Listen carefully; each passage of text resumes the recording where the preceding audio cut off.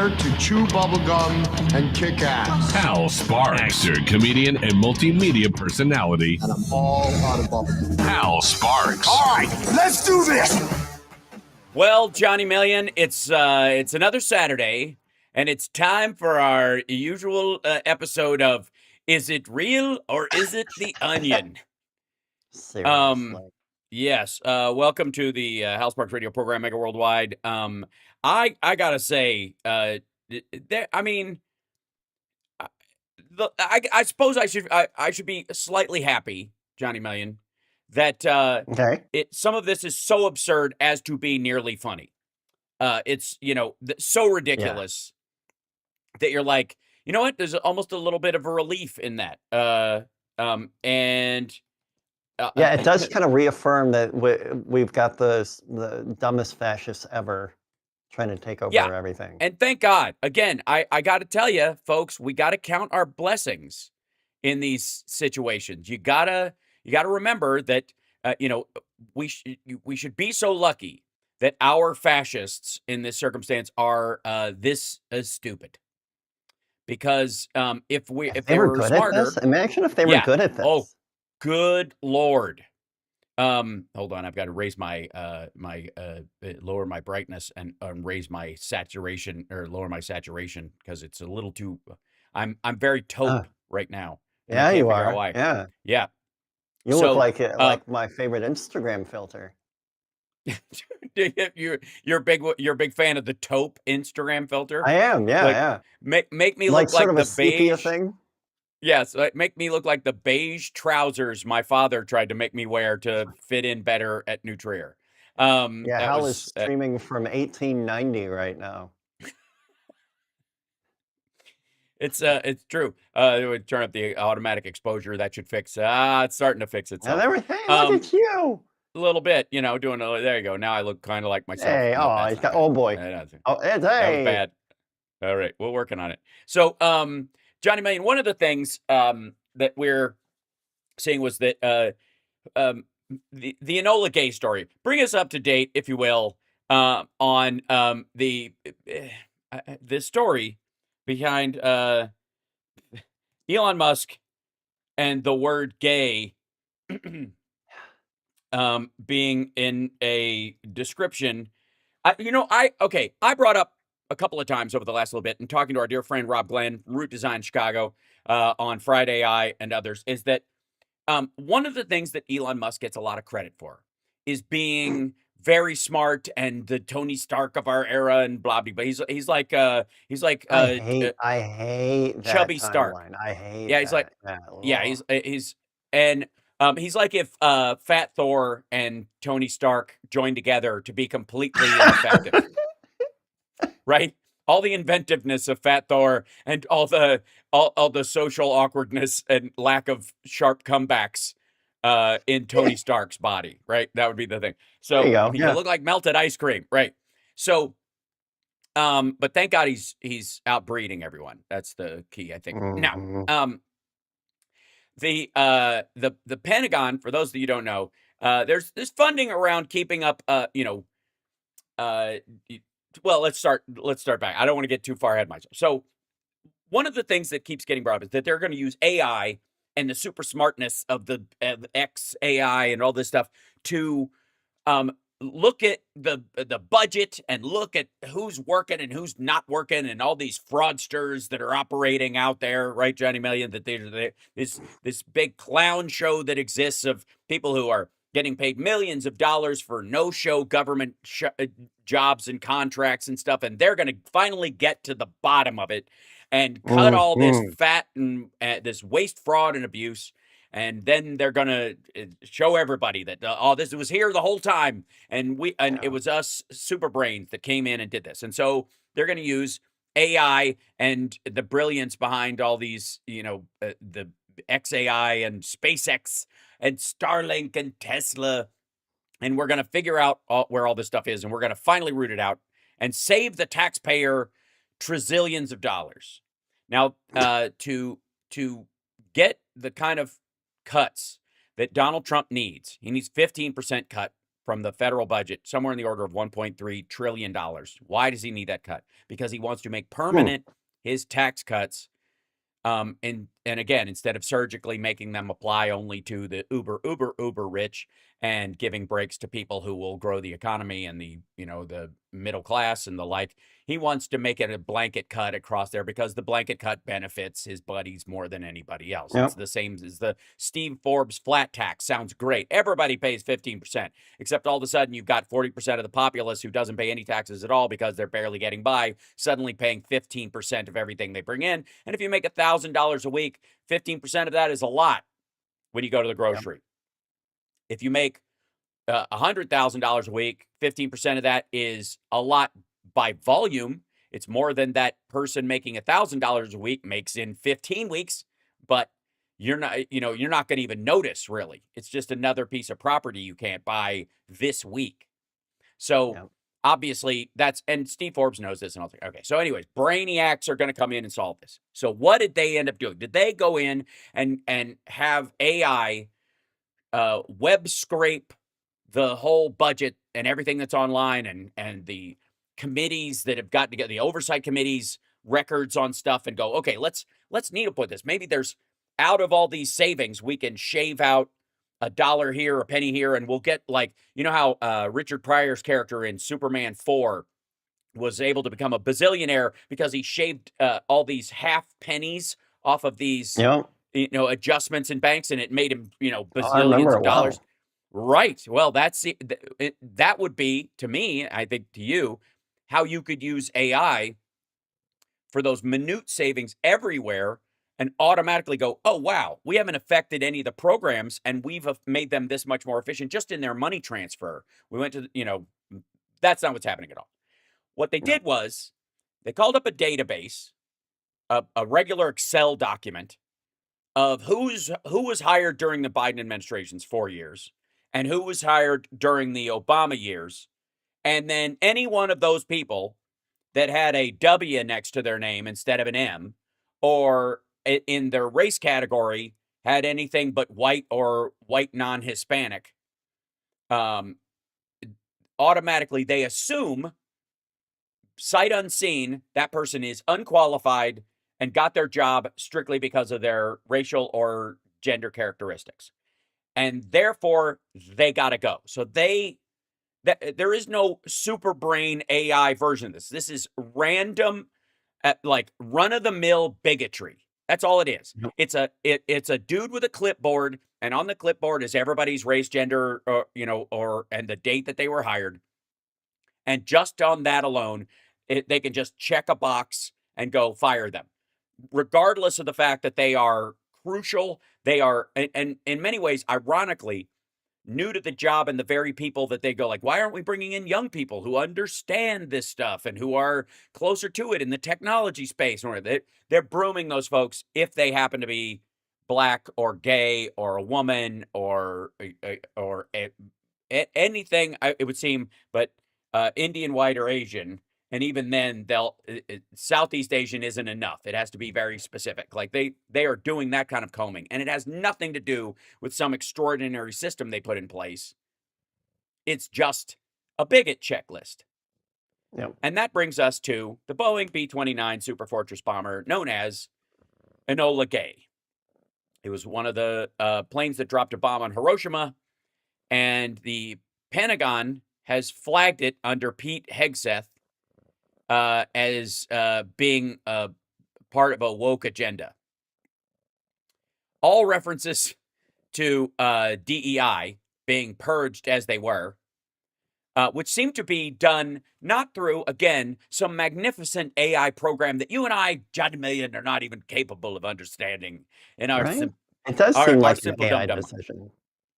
Well, no. I'll tell you why. Because an AI decision would go, okay, these are the characteristics of diversity, equity, inclusion, and the elements of it that are crucial to why. This is when someone gets a job, not because they deserve it, by the marks or by whatever their grades were or their performance review, all that kind of stuff. But they've got a low performance review, low grades. They got the job over someone else with higher job grades and all that kind of file. You'd have AI look at that and it would go, yes, this person by your definition, got their job because of DEI, not because they were qualified, as opposed to DEI making sure that people who were qualified who didn't get the job before because they were black or because they were a woman or because they were disabled or because of whatever categorization that they have, that Pete Hegseth has a problem with, that you don't limit people's who can do the job really well based on characteristics you have a problem with.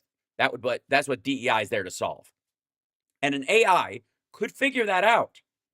It really could. It could go, okay, you want to make sure that people aren't hired just for those things. Okay, cool. Well, this person meets all the qualifications. They are also black or disabled or gay or what have you, or Hispanic or whatever the category that Pete Hegseth and I don't know, Elon Musk has a problem with this week. But they meet all the other qualifying criteria. So no, this person is not a DEI hire. AI would do that. But a dude with a clipboard who's a racist would go, that's gotta be, right? They have to be. They were hired during the Biden administration to do a job. Now, okay. So when we come back, one of the other, this is two things. The Enola Gay, obviously, the Associated Press obtained a database of over 26,000 DoD images, either already removed from the department's website or flagged for removal. Things they're going to take out. A lot of it having to do with stuff that like show the like military personnel in pride parades, which, by the way, is a fundamental aspect of recruiting people to believe that they can go join a military that's inclusive and fights for their rights, even if the redneck central doesn't like them, right? That you could still join the military and we're supportive of you. And again, any situation where you can, don't ask, don't tell, and ultimately open service is a way to protect national security because it takes away a blackmail weapon that enemies have that like, hey, if you don't give us these plans, we'll tell everyone you're gay. We have video of you being gay. And they're like, dude, I'm in a pride parade. Nobody cares. I'm in military uniform. Or if you take away that power from them, you protect national security.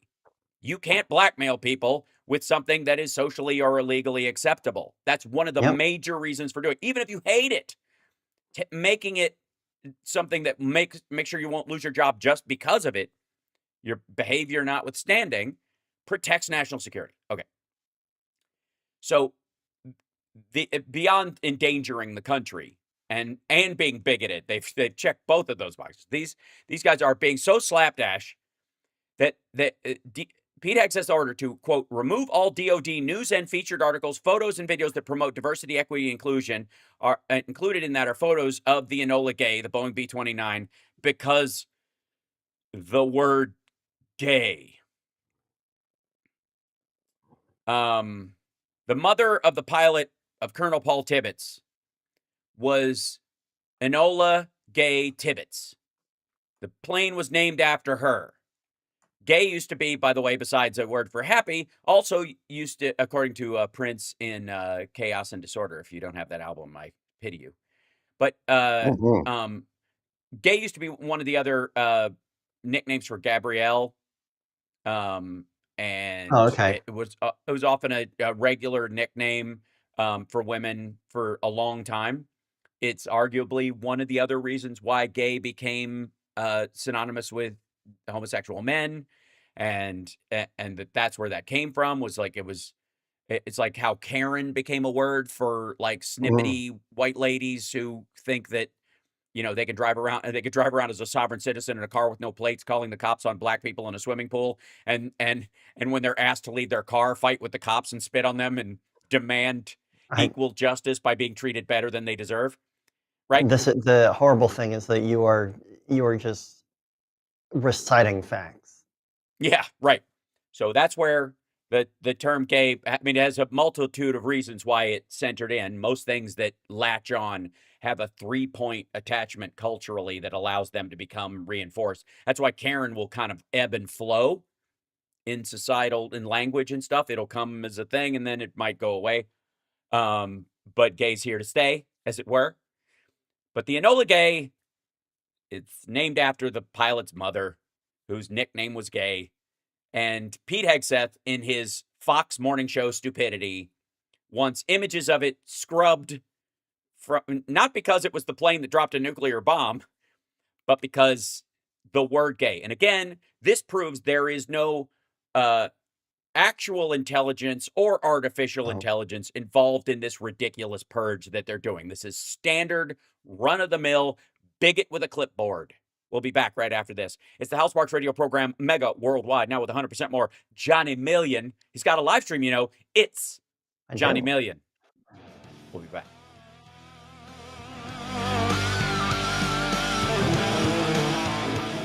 Okay. I had to shut my door because cats. If you watch the live stream replay from yesterday, both Foster and Damon make an appearance.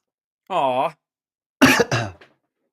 Foster I had to kidnap because he was trying to chew my headphone cables. So I ended up kind of holding on to him. Yeah, that's always an issue. That's a problem. Hold on, I'm going to bring you in here. But then Damon just jumped right up. This is adorable. There you go. Okay. So. Delicious recipes cats love. We know what your cookies are like, Hal. You do, actually. What's your algorithm? It's adorable kitties. No, I don't get it, why were we saying? Was there an ad popped up on Rolling Stone? Yeah, there was a pop-up ad in the middle of this. Oh, right. Thank you. Welcome. Let's move this up here to Johnny and Johnny News. Okay, excellent. Now Johnny News in here. Dunk. Audio's okay. And by the way, sorry, staff chat open and running. We're good. I'll get that up and running. Give me 1 second. There was a big restart. There was clearly a Mac update. It was one of those ones where it had to remind me that we have AI. That Siri's got a big upgrade. That there's going to be like 9 big upgrades this year. Welcome back to the House Sparks radio program, Mega Worldwide. So, welcome to International Enola Gay Pride Day, and we look forward to the Rainbow Coalition of people who are big fans of bomber planes in the military. Yeah, I guess. Yeah. So, one of the there was a good example. Let's see. I got to find the actual article. Okay, yeah, there is a Minneapolis restaurant. Our dear friends in Minneapolis, we love Minneapolis. As I've been, in a big like Prince deep dive lately. Sort of going on an album review, like going from start to finish. Certain albums that I'm very attached to, like Rave Unto the Joy Fantastic. Listening to that top to tails. The Gold Experience, which I once almost got into. You're an Under the Cherry Moon guy too, right? Oh my God! Well, yes, of course. Yeah. Amazing. And that's one of my favorites. That and Sign of the Times. Yeah.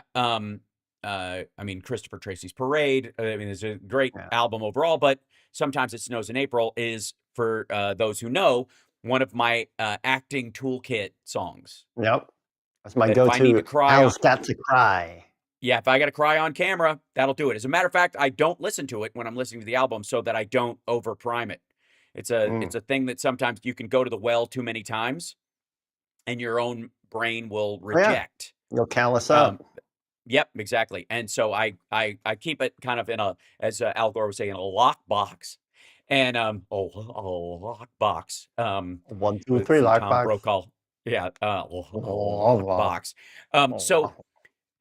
Another good example of what's going on in the story that Republicans are telling is that finally we're getting to the bottom, and literally, of the corruption in these, quote unquote liberal organizations or what have you. We're going after these people that are finally in the Biden administration didn't do anything, and we're going after them. And one of the examples is this Minneapolis restaurant, sort of a chain, but that went under the name Feeding Our Future, goes under the name Feeding Our Future, which got like federal grants and state grants for providing meals to underprivileged people and this kind of stuff. And it was run by, I believe, a Somali immigrant.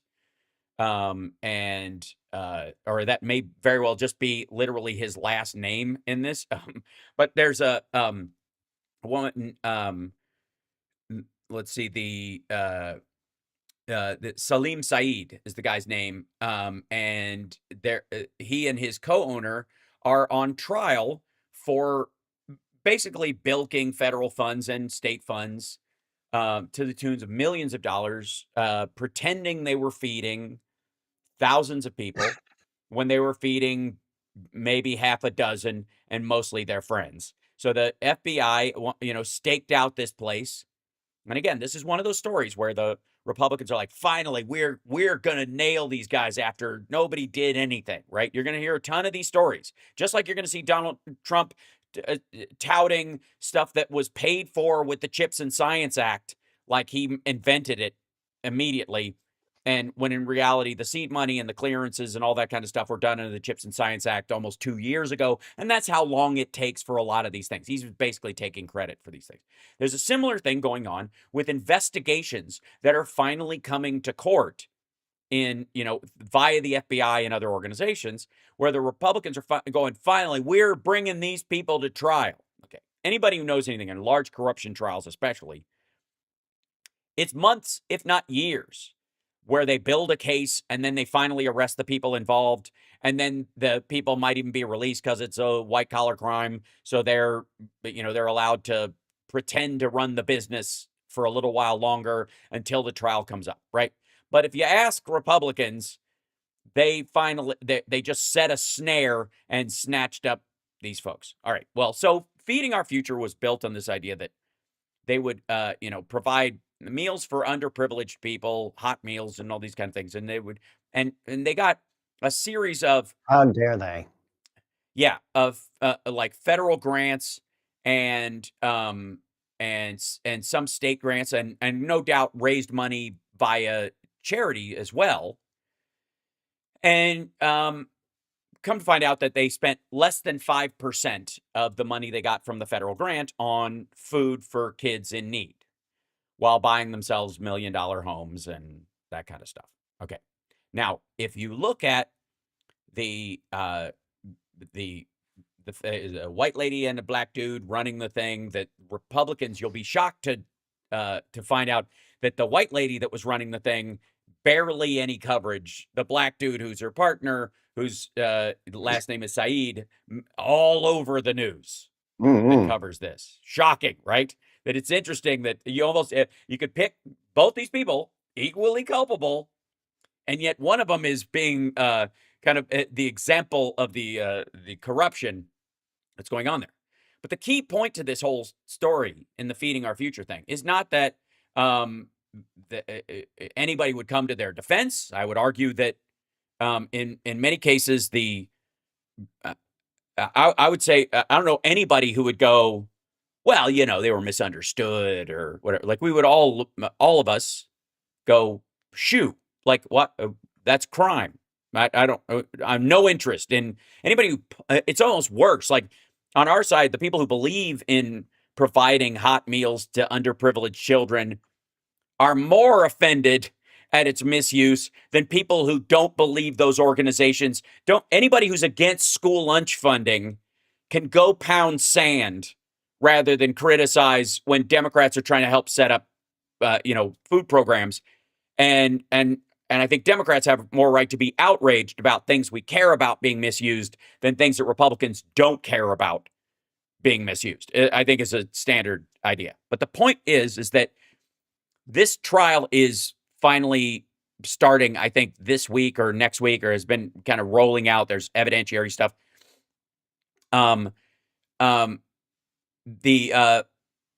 Let's see, the Saeed, the co-owner of the defunct Safari restaurant in Minneapolis, was there from the beginning of a sprawling meals fraud scheme, and he got special treatment. Prosecutors told the jury in fourth weekend of testimony in the trial, so they're in their fourth week.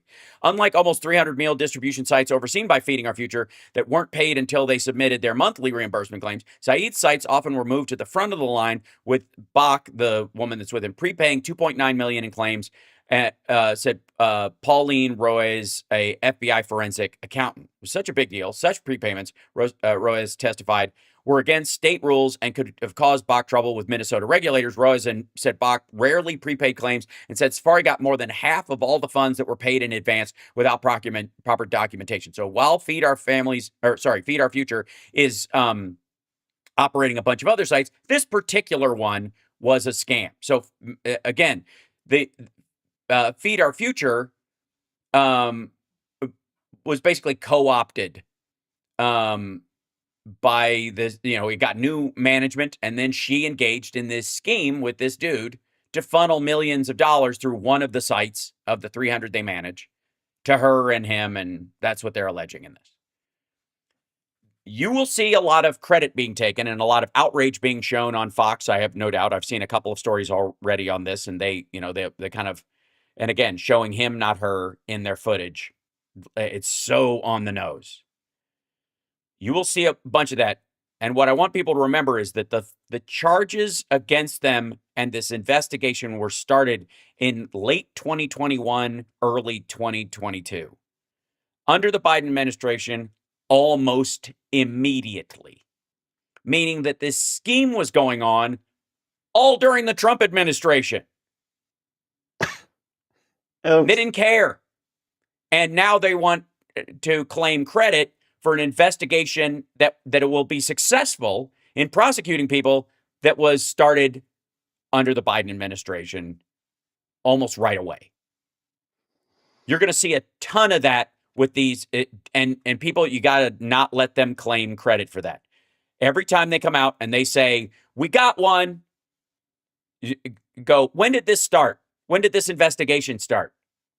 Guarantee it started under Biden. We'll be back right after this. It's the Hal Sparks radio program, Mega Worldwide.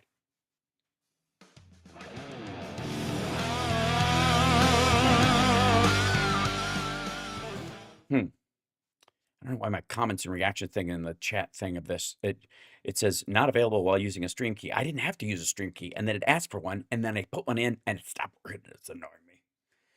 By the way, hit that like and subscribe, everybody. Share the show, etc., etc., etc. Big kind of, well, I'll tell you later, Johnny Man, because I can't say it on the air because it's supposed to be a secret until Monday. Someone in the chat said Maddow last night cut the guy Maddow was supposed to interview because his last name was gay. What? Oh, thank you very much, Chicago. Because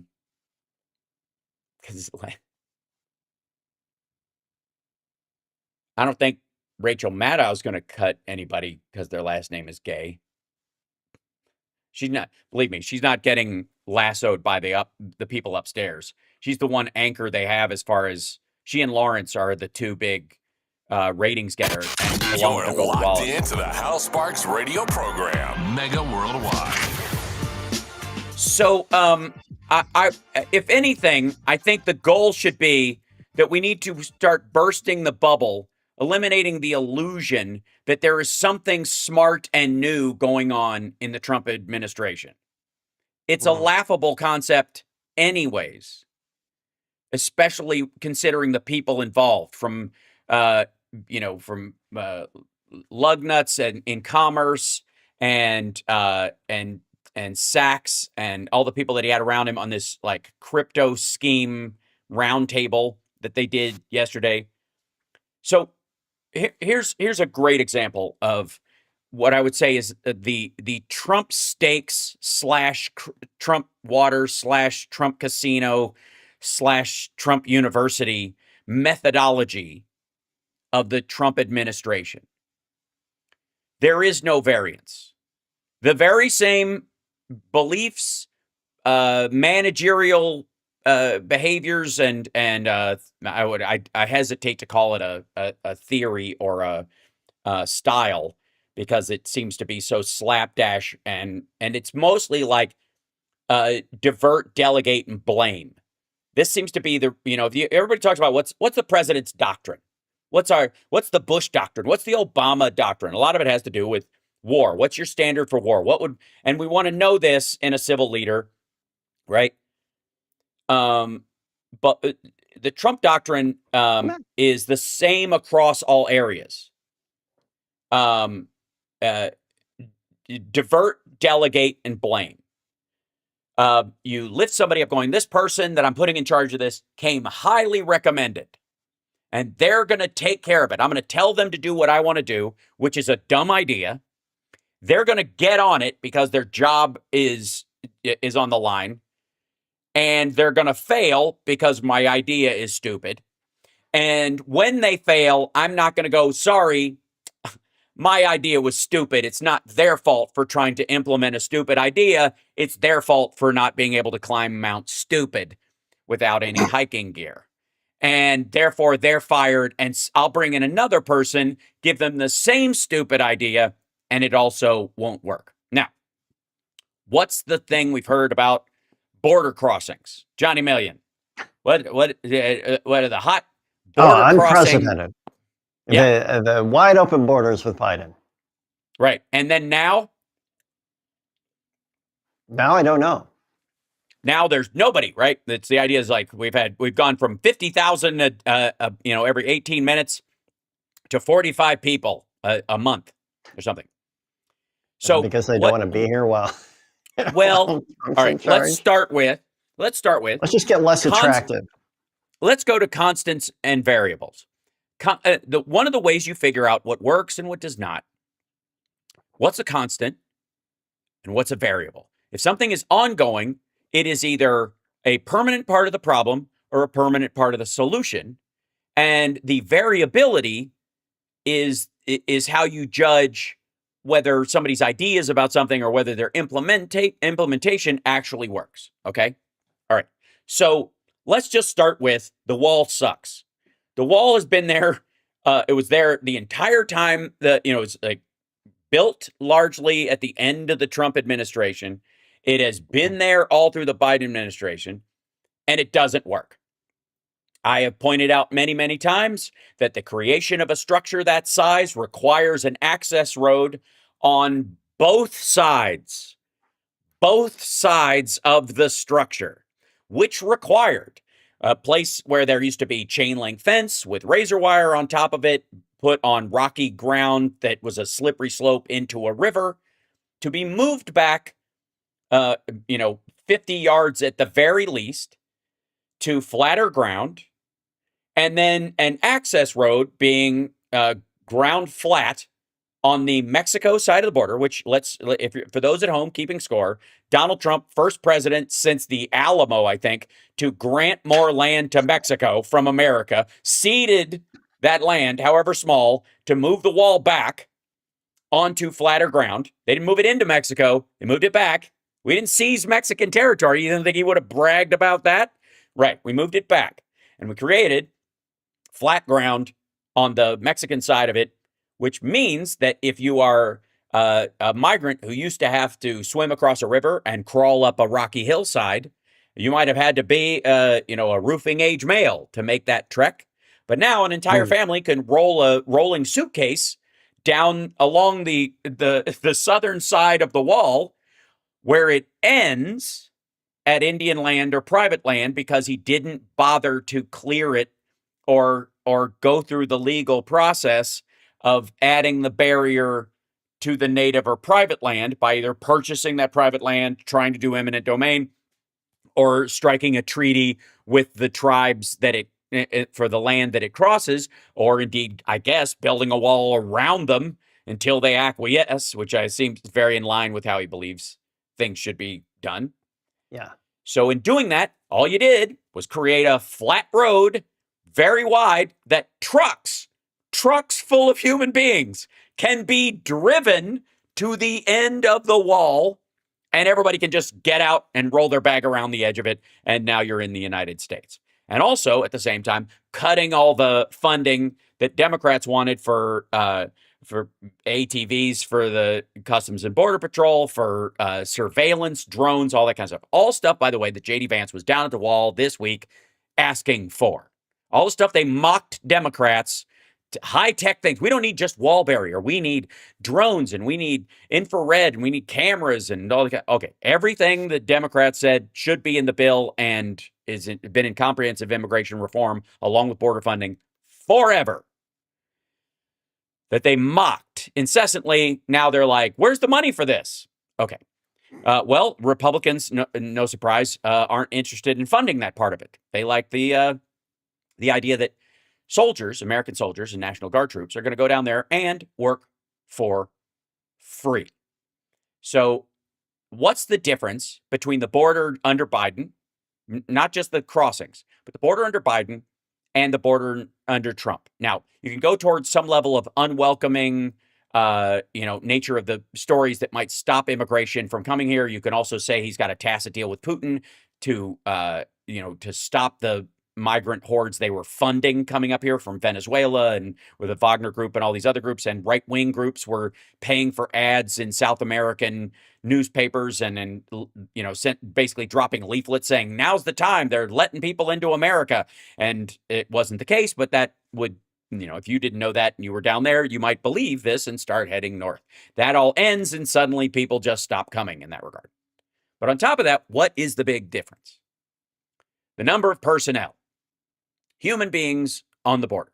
That now, where there were people stationed at, based on budgetary constraints at ports of entry and then spread out from there, and then patrol groups, along it, at sporadic intervals that maybe were understaffed, but that's what the Democratic bill sought to fix. Now there are hundreds of troops down there, all along the border. Now, if the wall works, why do you need that? We'll leave that there. Why, if the wall is so great, why in the world do we also need people? Didn't you build a wall so you wouldn't need the people? Pretty much.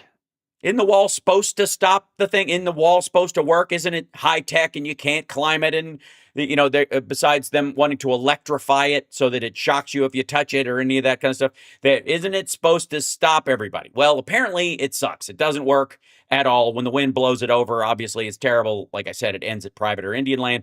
And on top of that, the fact that he has to send people down there to patrol basically every inch of it to stop immigration, to drive the numbers down to this level, shows the wall sucks. The wall doesn't work. Yeah, what's not the difference enough, if there were never a wall was. there or not, if you got to send people all the time? Exactly. I love you, Johnny Million, for so many reasons. But that's one of them. That is precisely it. If those guys were down there anyways, who cares if it's a wall or a fence? Yeah. Doesn't matter. Now, why did did Biden say, I can't close the border with a presidential order? We need a bill from Congress. Why did he say that? Well, because the wall sucks. That's why. And to close the border, you're going to need personnel to do it. You're going to need exactly what Trump is doing. You're going to have to assign troops basically to every 18 feet of that wall for a period of time, until such time you get an arrangement with Mexico and the South American countries, or something else occurs that shifts the global tide of humanity that's affecting the southern border. You're going to have people standing on the wall during that time because the wall sucks. And Biden said, you're going to have to pass this. Why? Why would you have to do that? Funding. These guys don't work for free. The National Guard troops that are being sent there don't work for free. The military people, the Army Corps of Engineers guys, they don't work for free. They have families. They eat. They need a place to stay. They have to have fuel in their vehicles. You have to repair the vehicles. You need tires. You have to, if there are countermeasures or they're in danger because of cartels throwing giant bales of fentanyl and catapults over the thing, and you're downwind from that stuff and it lands next to you and pops open and you got a face full of fentanyl, you're going to need, Narcan assigned to everybody. What if you find somebody who was carrying it across the border and they're suffering from, an opium overdose because they were carrying something in themselves and it burst? You're going to have that. So there's all this funding for the people that you're going to send down there, for their own safety, for them to be able to do their job effectively and all that kind of stuff. And that's what Biden was talking about. You can't just declare an emergency and deplete the emergency funds, because we need that for hurricanes and tornadoes and earthquakes and stuff like that. And you can't just use emergency powers for everything and then not fund it. That's how we got the bill for Iraq and Afghanistan. That's why the spending on Iraq and Afghanistan went up under Obama. Why was that? Did the spending go up? No. He just moved it to the regular budget. Let's look at this honestly. Let's show the American people what they're actually paying for. Remember that whole period where, George W. Bush was putting it all on a credit card? Remember that? Where, we're paying for it. It's not, this aren't part of our regular. They were doing all these supplementals just for this so that it wouldn't go into the regular budget so he could claim he was under the line. Right. Whereas Obama came in and said, we've spent somewhere in the order of like $6 trillion. It's time to add this to the overall budget so people can see it. And it was also to pressure the American people and the Congress to get us out of there. That was one of the reasons why they didn't want to get out of Afghanistan, was because the cost was hidden. And as long as they kept, the body count low, they figured we could snake by because people wouldn't notice how much money was being spent there and get mad about it. But Obama adds it to it, and suddenly the pressure to get out of Afghanistan especially starts to ratchet up, right? So the Republicans in the Senate and the House have a problem. They have competing budgets right now. I mean, besides, they have several problems. Marjorie Taylor Greene being one of them. There aren't enough Lauren Boeberts to go around, apparently, so they're having to share. Say Andy Biggs and Ted Cruz's voice, I would argue, is a problem. That's a big problem. Josh Hawley's Ichabod Crane Adam's apple. That's got to be really difficult if you're trying to get in and out of the coat check room, ducking under that thing. James Comer's hair. Right. Yes, absolutely. Which looks like a groundhog, an aged groundhog trying to hide from a predator. Just like, how, like when your cat gets flat to the ground because there's trouble. Mm-hmm. Looks like that. So, yeah, they got a lot of problems. But the biggest problem they have right now is they have 2, possibly 3 budgets. The Senate has a budget and the House has a budget. The Senate wants to divide their budget into 2 chunks. The House wants to pass one big giant one that includes the tax cut that makes permanent Trump's tax cut, which again will blow a $4 trillion hole in the budget, but will also, their budget also, shockingly, raises the debt ceiling $4 trillion. What a coincidence. So, they are in a competition right now. Who's going to win? Who can pass what they have? There are not enough Republican senators who are going to sign off on what the House is doing by any means. So that's dead to water, but that's where the pressure comes from.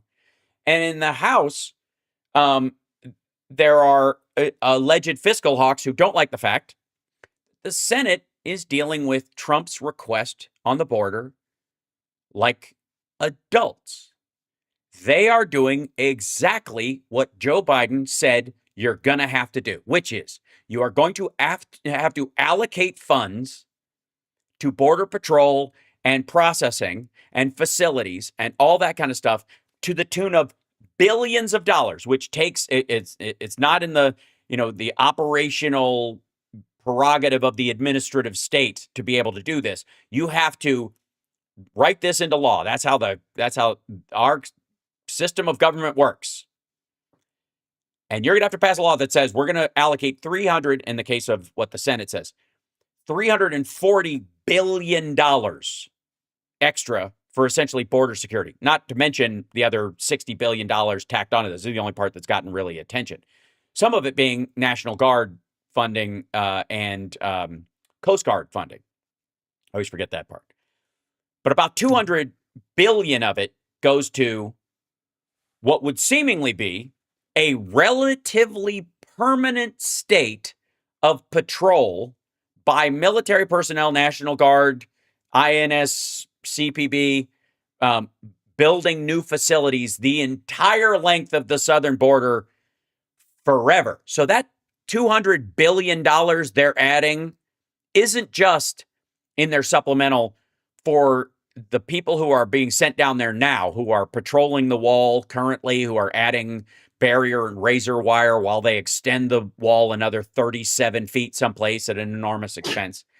This is the beginning of an extra $200 billion in the discretionary budget forever.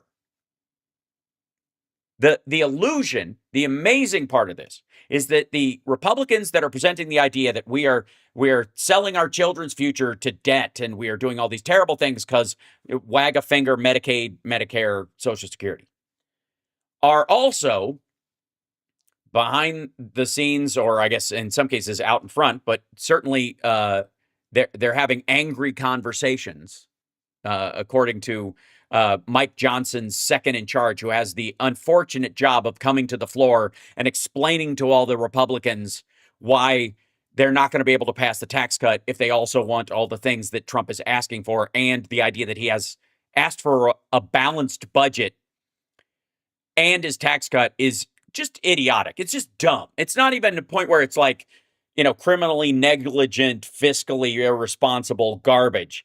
It's idiotic. It's just, he likes the phrase. It's that dumb. Right?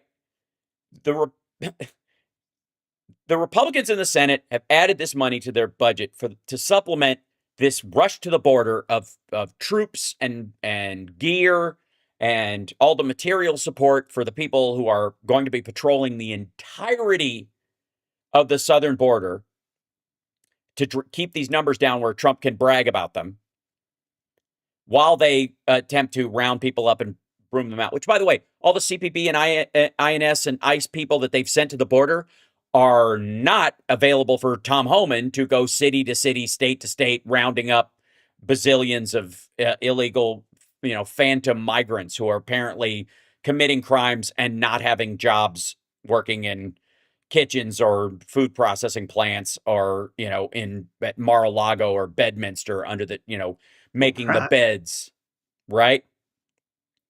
Those folks are not available, which means you need more of them. Where's that funding come from? Well, that has to come in the budget. It has to be paid for. And if you look at the Senate budget, and I know this is kind of wonky, boring to people, but this is where, it goes out of the realm of kind of their mythological and marketing talk to where the rubber hits the road, the reality of what they can accomplish and what they're trying to accomplish. You want to look at what somebody's trying to do, look where they're allocating money for the future, what they're trying to spend the money on. And what they think they're going to have to do is more of the issue. What are you going to have to do to keep the numbers where Trump likes them? What are you going to have to do with the budget? Well, guess what? It's going to cost you $250 billion a year. Forever. That and that is why Biden was saying you can't just executive order this out of existence. You can't just sign something and magically make it go away. At some point, 3 months in, 5 months in, that emergency supplemental money runs out. And the people that you've sent down there are, you think a government shutdown is bad. Wait till Customs and Border Patrol paychecks stop going out. And the Republicans will be responsible for it. Now, Trump will try another emergency supplemental. And then we will get to the border funding will be treated like Iraq funding. Off the books, pretend it doesn't exist. I'll do it with emergency supplementals going forward. And we have seen this rodeo before. And $3 trillion later, the border will still require human maintenance every 18 feet to work because the wall sucks. Doesn't work. It's as dumb as USMCA. Because I ask you, Johnny Million, and you being our trade expert, because USMCA. Right. That if USMCA was the greatest trade deal in the world, why would we need a tariff war with Mexico and Canada? Why would we even have to threaten them? All I know is that the guy who put the USMCA together is just the goodliest, biggest, bestest guy ever. Until I figured it was good to go. Yeah, except it sucks. It doesn't work. It's as bad as the wall. It might be, if you think about it, it might be that some of these things, some of these topics require depth of thought. Maybe, just maybe, thinking a little bit ahead and going, and even, God forbid, recognizing that there are possibilities along the road to a goal or something that you have to take into account and have some level of flexibility and understanding that you will have. There are going to be road bumps and IEDs along the way that might throw the whole thing into chaos, and so you got to prep for some of those things, especially when people's lives are on the line or their livelihoods are on the line. And when it comes to CPB and ICE and all of these folks living on temporary status down at the border with, in temporary housing year round, because Trump doesn't want to, because you're his side piece in law enforcement, because he doesn't want you don't get to live in the big house, right? You get to live in the guest house because you're the mistress. Because if everybody admits how much you're paying, it's embarrassing. This USMCA, his crypto stuff, the thing people need to know is that it's the same managerial philosophy, if there is one at all, and the same methodology as Trump Steaks, Trump University, Trump Water, Trump Vodka, Trump Airlines, and Trump Casinos. And arguably, I would argue, the Trump organization itself, which required massive fraud to the tune of hundreds of millions of dollars of fraud over the years, being mobbed up for your concrete as a source, hiding your debt to foreign adversaries, under the table, bouncing it through Bank of Cyprus and through Deutsche Bank. That's the methodology that's still at play. You can't teach an old dog new tricks, especially if he doesn't think he needs to learn. He doesn't need many new tricks. If he's convinced, it's there. The bone is still buried where he said it was, even if it's, it was right here. It's gone. Where'd it go? He's still going to keep digging in the same spot forever. You have to recognize that, and there's some good news in this, because this is true also of his undoing of aid organizations and the like. Doesn't mean there's not going to be health ramifications and safety ramifications for people. There absolutely are. But his unraveling of these things is being done at the same level of slapdash garbage as his priorities. The man has not gotten smarter just because he won again. The American voter might have gotten dumber, but Trump's plan didn't get better. And the border itself, if they don't cough up this funding, and people will eventually realize Trump's border policy is, and you can be okay with it, but it's going to cost $250 billion added to the budget every year. And if a Democrat did it, it would still cost money, but it would cost about $80 billion a year for the same impact, for the same, look at the Obama numbers of people crossing and the permanence of that number, and how they were able to get people out who were committing crimes and the like. Think about that in terms of the Democrats were able to get these kind of numbers without spending this kind of money. Now, granted, I blame the wall because, again, the wall sucks. But Democrats could do this same job for $80 billion instead of $200. And that's just the starter fund. Who among us thinks that Republicans, given their priorities and what they say is important, will cut funding to the border in terms of personnel, facilities, living quarters, new bases for that matter, at the southern border? Who thinks they're going to cut funding to fix the budget on that stuff anytime soon? Even if it's ineffective, even if it's less efficient, it's just going to go up. They want to say that's where it went. That's right. Because they can pat themselves on the back while cutting Medicaid, Medicare, Social Security. Now, Philip Bittner is going to be joining us in the second hour to talk about kind of internationally what's going on, both with Ukraine and the like. Trump's leverage, after all the kerfuffle of the last week, we're right back to where we were. And I would argue that what we're seeing is not governance from this White House. We're seeing a reality show. That's the, I mean, look at how they talk about things, how they try to shake things loose, how they tease things. News organizations don't hire political pundits to understand this White House.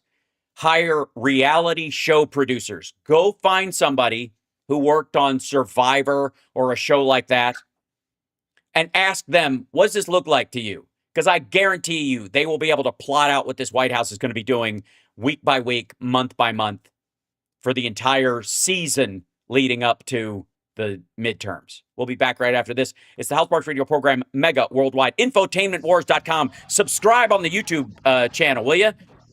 Where else are you going to get this kind of brilliant insight? And cats. We'll be back. Cats. There's Phil. We'll bring him in a moment. All right. Now I have to bring Phil in a moment. Go into preview mode. Go into here. And then I have to make a... Let's see. I know what I do. No. I know what I want to do. I'll do this one. Yeah. Okay. I'll duplicate this scene. And then I'll go do it. And then it'll be... there we go. Okay. And then what I'm going to do is I'll move these things around. Shape us up. Take this up here. Move me in the middle like this. Duplicate. Let's see. Add a new camera. Is that it? Yeah. Okay. Copy. Paste. Excellent. And then make it a square. And put Phil in it. And we'll be ready to go in just a moment. Oh, and I've got to tilt it the other direction. That's aesthetically pleasing. Excellent. And then, let's see. There's Phil. And there we go. All right, now we're starting to work. All right, this is looking good. All right, move this over I don't here. see him yet. Nope, I haven't done it yet. Hold on. I'm still making some arrangements. So it'll be just a moment. And 3, 2, 1. And ladies and gentlemen, there it comes. There's Philip Bittner. Look at that. Hey. There we go. Fantastic. Yeah, excellent. Oh, I like the mood behind you, Phil. Wait. Right. Let's put this up over here. There we go. Up in the corner up here. Ta-da. There we go. And then, yeah, looking good. So, slogan in there. Yep. And then I'll get you a nameplate up there, and we'll be ready to go. Okie doke. So, yeah, I'm making the case that that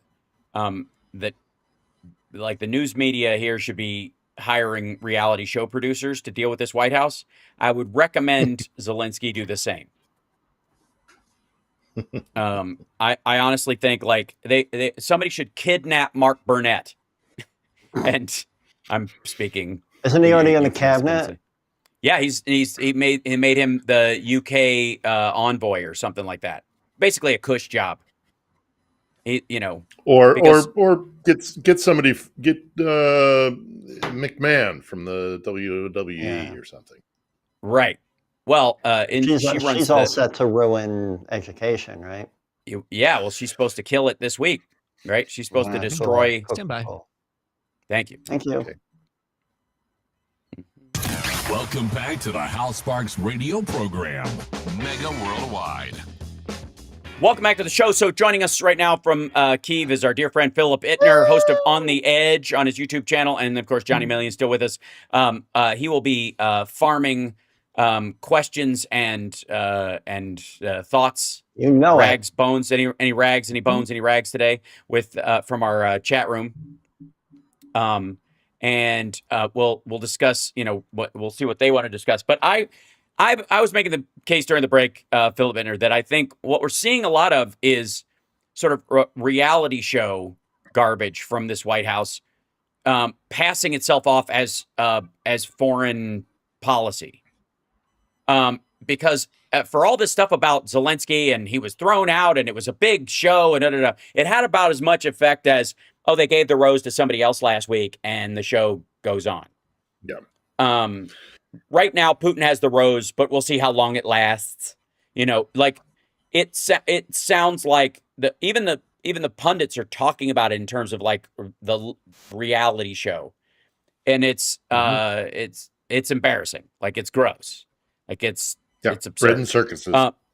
Yeah, right. So since the fallout, I haven't seen any major movement in terms of negotiations, in terms of the deal, that whole like idea of, we're going to, I mean, they allegedly cut off support for the electrical grid, which you can argue the Biden administration handed over a bunch of that to the Europeans via, which is one of the things that they're saying, like a lot of stuff Trump is trying to claim credit for is stuff Biden already handed off or took care of last year. In some ways, it almost goes to his whole thing like Obama gave them sheets, Trump gave them javelins. Well, no, the Congress gave them sheets, and then the Congress gave them javelins, and the leadership changed. So you could argue that Trump gave Zelensky javelins, and Biden, Obama, Biden together gave Yanukovych sheets and blankets because they didn't trust him. Up till 2014, and then they were waiting to see whether the new government would be, under Poroshenko would acquiesce to what Russia wanted. So giving them weapons they might turn on their own people would be bad. And then when Zelensky got elected, Trump, the Congress said, okay, this guy's on board. We'll send lethal weapons now. Yeah, and there was a period of time when they were desperate to stick their heads in the sand and pretend nothing was happening here. But the Europeans did the same thing. I mean, that's what Minsk was about in so many different ways, is just let's put a Band-Aid on this thing and hope that the put a Band-Aid on a severed limb and hope that it'll stop bleeding and grow back, sort of thing. That's what Minsk was. Minsk was a joke, not a very funny one. Right. So yeah, I mean, yeah, there was a whole long period of time where the West just hoped that it would fix itself, sort of thing. And it did, it didn't have a lot to do with who was in the Oval, and then obviously when the full-scale invasion happened, thankfully we did have Biden in the Oval, although lots of people are very critical of him, and I have some criticisms. Sure. But I also understood the difficulty that he found himself in. Yeah, and also, he knew that Trump was looming over his shoulders. So I think the thinking was, and I have reason to believe this, is, the thinking in the Biden administration was, if we overplay our hand and Russia does some sort of drastic response, it will sweep Trump back into office. Now, in hindsight, of course, it being 2020, it didn't matter, because in the end we didn't get a second Biden term, or we didn't get Harris in, so Trump got in anyhow. So he could have been more aggressive in his support. But look, he was in a very, very difficult situation. A lot of my fellow Ukraine watchers are less forgiving, but I get it. I understand why he was stuck between a rock and a hard place. So, but for Trump to claim any kind of like, oh, I've been this long-standing supporter of Ukraine and I've been really hard on Russia, is an outright lie. It's just not true. Yeah. He's let Putin get away with all sorts of stuff. He's normalized Russia, this country that is committing war crimes daily, that steals children and kidnaps children and is committing genocide by definition of the UN Charter in Ukraine. And he's normalized it. I mean, I saw him just within the last 24 hours, 36 hours, I saw him in the Oval, and some journalist asked him, do you think Putin is taking advantage of the fact that we're no longer supplying military intelligence? And he was like, yeah, anybody would do that. I think anybody in that kind of position would be okay. And it's like, no, dude, you're normalizing a country that should not be normalized. They're committing war crimes here. This is an illegal invasion of their neighboring country. It just doesn't make any sense. And then he follows that up, by the way, in that same little response to the journalist. He says, I think Russia would, anybody would be in that kind of situation would try and take advantage of it. What I don't understand is why these Ukrainians don't stop fighting, why they don't come to the table. And I'm sitting there listening to it going, because you have no concept of the idea of sacrifice. You have no concept of the idea of bone spurs, fighting. Yeah, or fighting, exactly, or fighting for the strength of your convictions. You don't have the strength of your convictions. Right. All you know is greed and getting one over on the other guy. That's not what the Ukrainians are fighting for. The Ukrainians aren't fighting to get one over on Russia. The Ukrainians are fighting for their brothers and sisters and their mothers and daughters, and and of course, it's one of the most absurd things about is "Make America Great Again." Ideas that he has no idea what makes America great. His idea of greatness is the thing that's in question. And a lot of it has to do with this kind of like base transactional authoritarian crap, which is not what makes America great at all. As a matter of fact, it's what makes it's what, makes us better, that we don't participate in that kind of stuff, that we aren't as transactional directly in that, however long it might take us to learn those lessons comparatively, or as much as Republicans try to re-ratchet that up. And again, it's not really that different. Trump, one of the myths about him seems to be this idea that he is different even from the other Republicans, that he's extraordinary in what he does and blah, blah, blah. But in reality, a lot of what he talks about, a lot of what he does is just the next logical step from PNAC and George W. Bush and Cheney and that crowd. And it's, if you look at like the parts of the Israeli policy that bother him, or the whole, remember when we got into this whole thing with when McCain was running and he made a joke.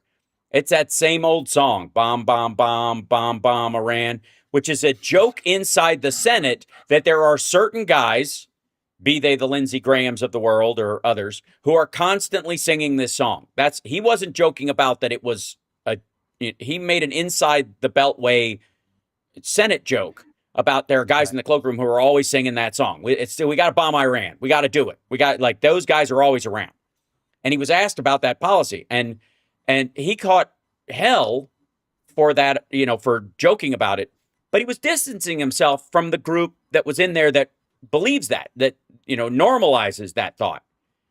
Trump has just brought that back. He's just part of that crowd within the Republican Party that's been around for a very long time, that's attached to PNAC and the Heritage Foundation and all that kind of stuff, which is where Project 2025 came from. Again, everything he signs is just pages from Project 2025. He's now a stenographer for, he's, what he is? He's the, what's that thing called when you have to, a notary republic? He's a notary republic for the Heritage Foundation. That's what he's doing. He's got a stamp that officially makes this document a thing. And so you bring it down and you pay your $25 and he stamps it. And now it's an official document you can present in court order. That's what he's doing for the Heritage Foundation, for this crowd. That's the gig. Yeah. And no more. And it shouldn't be any surprise to anybody that that kind of mentality, which is contrary to the tenets, the core beliefs of the Constitution and democracy, that there's power sharing, is far more in line with Vladimir Putin's vision of the world than it is our founding fathers.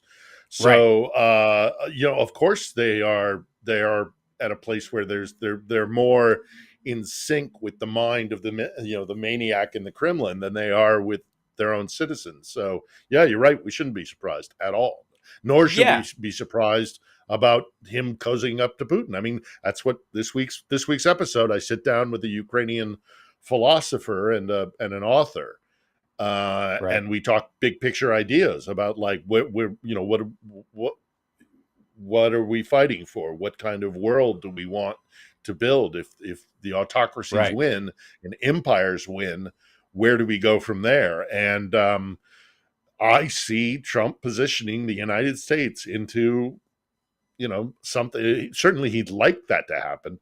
That is more akin with Putin and with Xi. And they just carve up the world. Sovereignty be darned. Out the window with sovereignty. If you're in a country that happens to fall into the shadow of one of the large empires, well, then so be it. Tough. That's your lot in life. That's an accident of geography. Right. Yep. And it's a fascinating conversation, but that's not a world I want to live in. And so that's why, again, coming back to this, he can't understand why Ukrainians are fighting. Well, they're fighting for the fact that they want their children to grow up in a free and sovereign country. And that makes no sense. He also has never lived in a free and sovereign country himself, because he's always lived this kind of privileged island life that is much more akin, I would argue, to the protected class experience of people like Kim Jong-un or Vladimir Putin, that they don't live within the confines of their own legal system either. They live above it or adjacent to it. They can benefit from it whenever they want, but they can also sidestep it at every turn. And so that's, and you could argue that his whole conversation about paying taxes is an example of him believing that he lives in that special space. That I can play by the rules when it suits me and it makes me look good, or I can sell the idea that I like the rules when it works. And if they don't, I just jettison them. Yep. Yeah. Let's take a break. Side of the aisle has always done that. Yeah, exactly. But he is like the poster boy for it, is what my argument is. Well, let's take a break. We'll be back right after this with questions from the chat room at infotainmentwars.com, on the Facebook page, even on Rumble, where I think it's just, I don't know, anybody who likes Power Slap. That's the only people who watch that channel. So that would be, so hello to the Tate brothers. I hope you go to jail soon. We'll be back right after this. Yeah.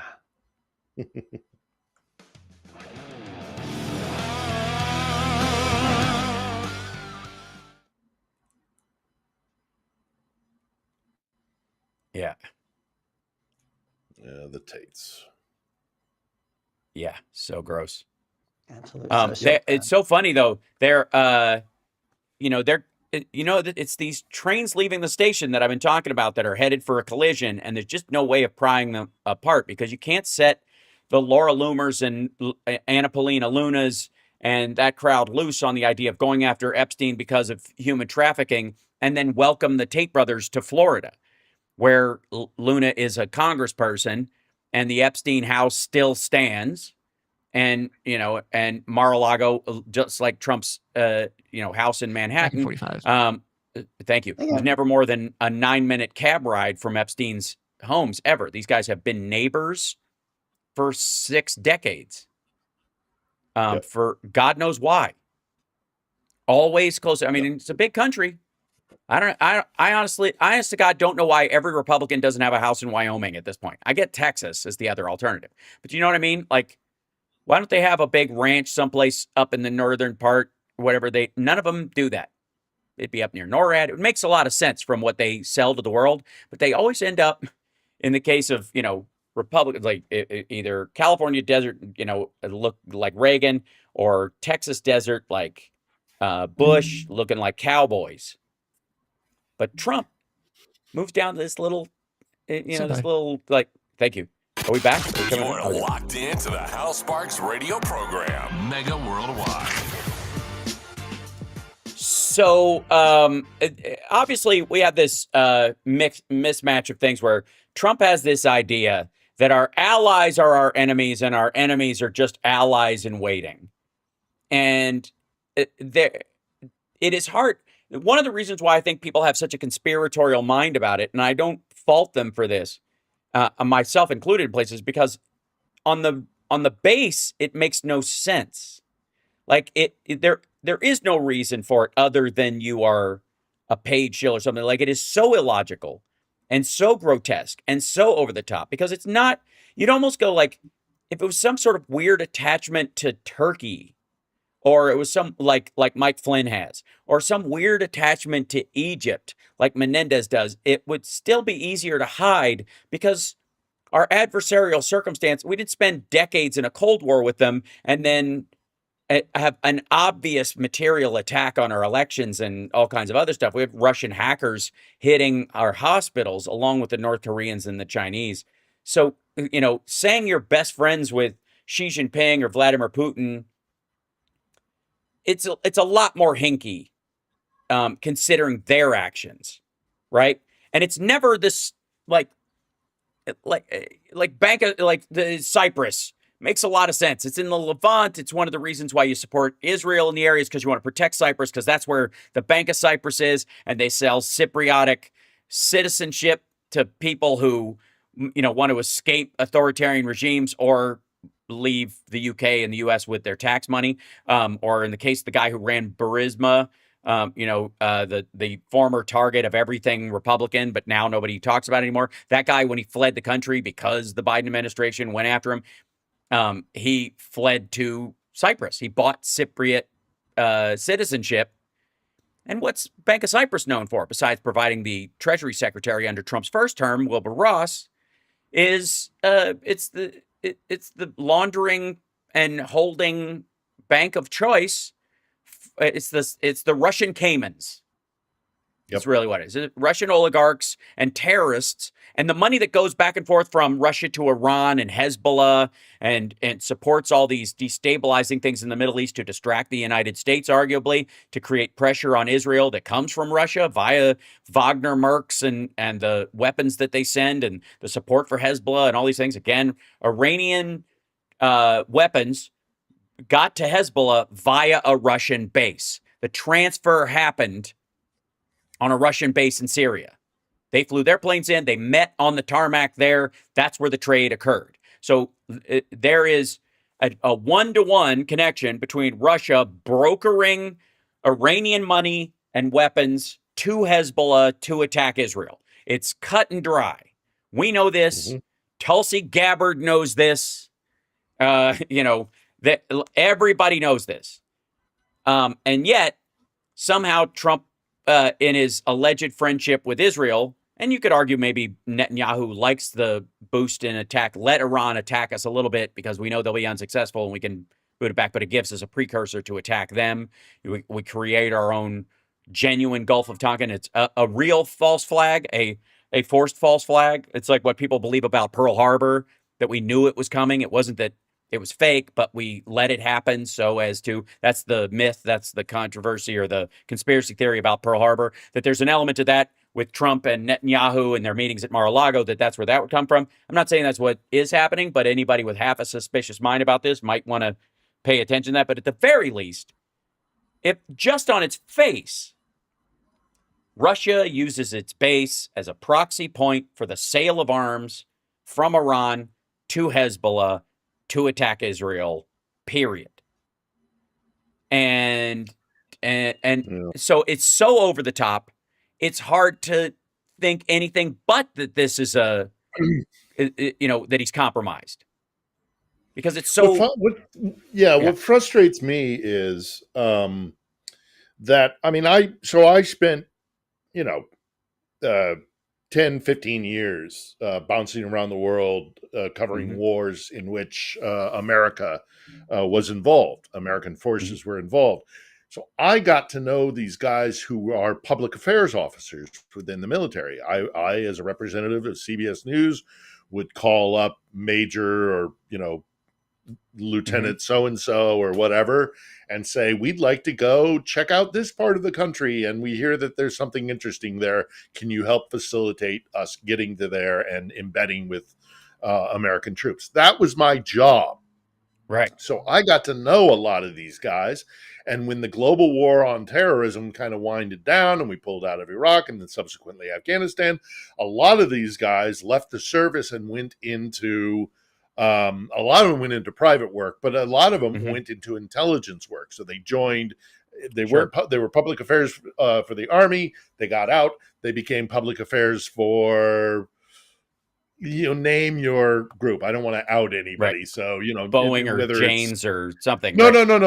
Well, that too in the private sector, but within the intelligence community, they came out of the Army. So they left DOD, Department of Defense, and they joined DHS, or they join the CIA, or they join the FBI, and they become public affairs officers for those guys. So I know these people. They're acquaintances, colleagues, and in some cases friends. And what frustrates me is that I know that they know that there's something going on with Trump. I know this. I have had conversations with these people, and they're very cagey about what they can say and what they can't say. But if you start to kind of speak their tongue, they know something's up, and they're not making it publicly known to the American electorate. I think that's the wrong move. I think they should be screaming from the rooftops. But also at the same time, I understand their thinking of you got one shot, and look at what happened look at the damage that the Muller report did, and now Trump can go walk around just doing Russia, Russia, Russia, and it instantly discredits a very real threat to the United States of America and to our citizens. It's that one missed shot has caused if you bring up Russia in certain circles and say there's something going on, you'll be you conspiracy theorist sort of thing, and it's easily dismissed because they've discredited the very real threat as much as they have. So I think the feeling within the intelligence community when I talk to these guys is that if we're gonna do it, if we're gonna go for the king again, we gotta we gotta shoot and kill sort of thing. Proverbially, I'm saying proverbially. Yes, right. But you can't miss. You get one. They also go. can't let it get. They also, because it's a messaging thing, it's information. Can't let it get washed away in the news cycle. And it's very hard. I mean, you could argue that's one of the reasons why the Trump crowd is so big on kind of constant chaos and noise, is that if any piece of real information comes out, it allows, it creates cover. And it can, if you do extreme things all the time, and this is one of the more dangerous aspects of the Trump crowd, is that if you're engaged in extreme stuff all the time, it can offer you, cover in these situations if real accusations, real information come against you, but it also gives you the impetus to do more of those kind of things, do things that are incendiary, dangerous, ill-advised, name your concern, to guarantee that you always have something in the pipe that you could say, oh, they're only coming after me because I'm doing this big thing. So you do these large moves, and not because they're advisable or good or they'll actually work, but as cover for the attacks are coming. And especially when you get word, perhaps through Tulsi Gabbard or somebody else, that the situation might shift, against you, the public opinion, the news cycle or whatever. So you have this kind of ready to go. That's what we argue was what wag the dog is. The wag the dog, as much as it was attributed to Clinton, the story around it that really became, prevalent was that the first Iraq war was to cover the fact that George H.W. Bush was having an affair, and that that news cycle was about to get out. And so this gave him the perfect opportunity to sort of overreact to something that was happening in the Middle East and draw a ton of attention to it, and go, our enemies are flooding the airwaves with terrible stories because they don't like us. This is an early version of fake news from Herbert Walker Bush. And Trump and his team recognize that. And again, that's why it's more of a reality show presidency than anything else. If you worried you're going to be booted on a reality show, make some noise, because any drama at all will keep you on the show another week, because you're at least interesting to watch compared to the other people. Oscar Wilde, quotes notwithstanding. Do we have a question, Johnny Million, before we go to break? Because I want to see if we can get one in for Phil before we go, so we can make sure we get. Let's squeeze this one in from Ed's 3D Tech. Can you ask Philip about Kirishi refinery issues last night? Also, are the Russians surrendering in the east of Ukraine? The hitting the energy sector. Is that what? Read that to me again. I know What's the question again? questions are hard. So the Kirishi is the Russian refinery, and it was Yeah, like hit yeah, by debris. There was a Ukrainian drone attack. yes, yeah, Yeah. yeah, yeah, yeah, yeah, yeah. I mean, yeah. Hmm. Again, I mean, I don't. I've been putting the show together, so I've been. Sure. I knew that they had struck inside again, and they'd hit a major structure because I think I heard about the subsequent fire there. So, yeah, Yeah. So there are two. they'll keep hitting in with drones. Yeah. They're gonna have problems doing deep hits if America doesn't start sharing intelligence again, satellite imagery in particular. But yeah, they'll keep hitting with their drone technology as much as they can. Right. And the other part of the question was something about battle lines, Are which is, the again, Yeah. the That something I Russians really don't surrendering in Russians. the east of Ukraine? Yeah. I mean, they're falling back around Pokrovsk and Toretsk. The Russians are making some advances inside Kursk. There's a threat to Ukrainian forces apparently inside Kursk, but again, I'm not a skirmish line guy. But also Kursk is, Kursk is in Russia. So the idea that they're pushing Yes, back in Kursk should be their first order of business. Like you would think in any normal circumstance, you would divert if you're invading a country and they invade your country in another area. One of your primary defensive postures would be to drive them out of that part of your country to at the very least retain your lines where they existed before. You're not just trading land. Like if you suddenly saw a map that bled from one side into the other, where Russia takes Crimea and the Donbass, but Ukraine takes everything east of that line, it'd be ridiculous, right? So there's a reason for them to push back in Kursk. The fact that they have to is an ongoing part of point of embarrassment. Let's take a break and we'll take more questions. Hold that thought, Phil, because I know you have one. sure. We'll be back right after this. No, it's It's okay. the House Sparks Radio program, Mega Worldwide. Philip Bittner is the host of On the Edge. Check it out and subscribe. New episode every Sunday.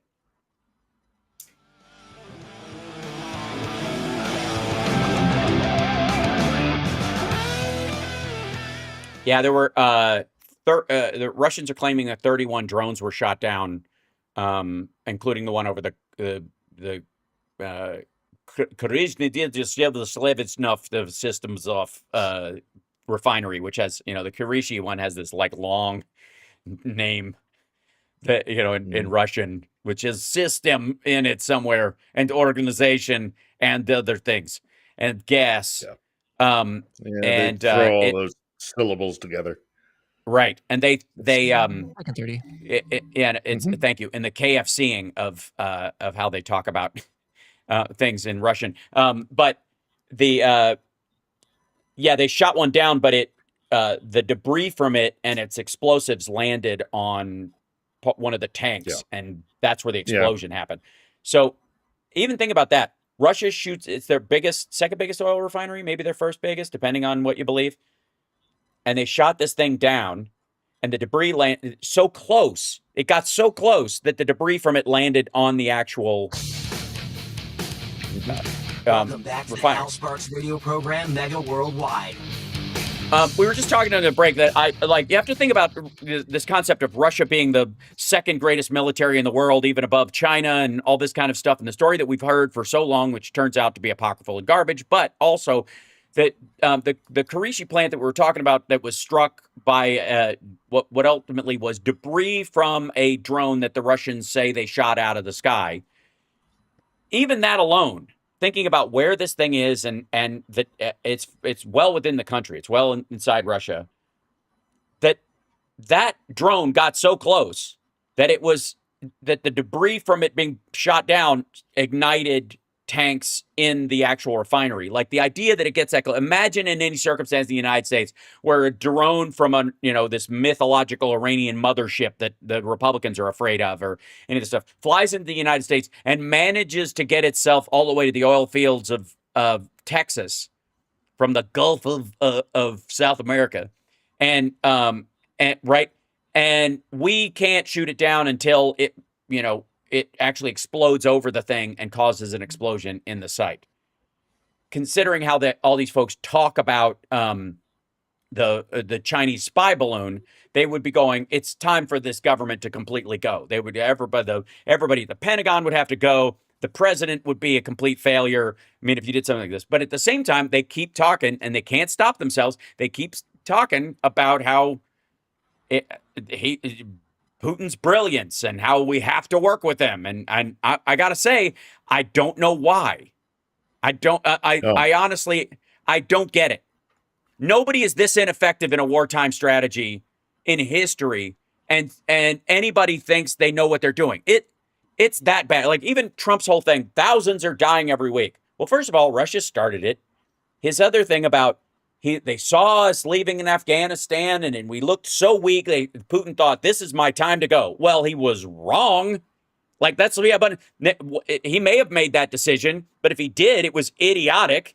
It was, it was strategically, intellectually, from a warfighting standpoint, from a leadership standpoint, it was moronic. It turned out to be the worst time. You could argue the better time to go would have been when we were still committed in Afghanistan, no matter how we left, because we had committed so much material aid to Afghanistan that it might have cost us too much. Once we're out, suddenly the military-industrial complex in the United States has a lot of money that's not going out the door anymore, and they might be looking for another place to spend it, right? That would be the theory. That's what I keep hearing from the anti-war woke element of the right. The Tulsi Gabbards of the world. Guys. Right. Yeah, all the proxy war folks. It makes no sense. It is the dumbest strategic move since Hitler tried to fight Russia in the snow.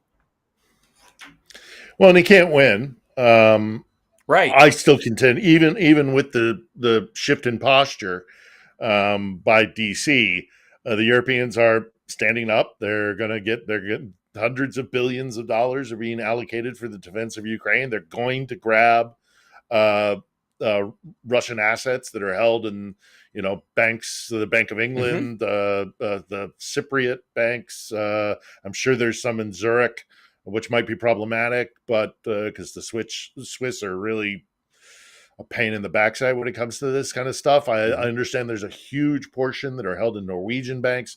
That money is going to be seized. I am increasingly convinced of that. So bad move again for Vladimir Putin and his buddies. Their riches are going to be taken from them and used to support Ukraine. And they look. They have nearly lost 1 million men. They're going to lose. They're going to cross the 1 million man casualty and dead mark threshold within the next 2 months or so. Trump's crocodile tears and his rending of clothing notwithstanding, most of the people who are dying in this war are actually Russians. The people who are dying in Ukraine increasingly are going to be off the front lines. They're going to be civilians, but Russians don't care about that. Moscow doesn't care about that. I'm going to argue that Trump doesn't care about it, but it's not going to be good television. He likes his television. And when the world starts to see that because America betrayed the people of Ukraine, that there are going to be babies and mothers and all the rest of it dying in greater numbers because civilian areas are going to be getting hit more frequently than they had been. That's not going to play well. We'll see whether or not, we'll see what the ramifications of that are. But he can't obtain his objectives. He can't change. He can't take Odessa. So he cannot, he does not regain control of the Black Sea. That's huge for Russia. Right. And he can't change the government in Kiev as much as he would like to try. He's deluded.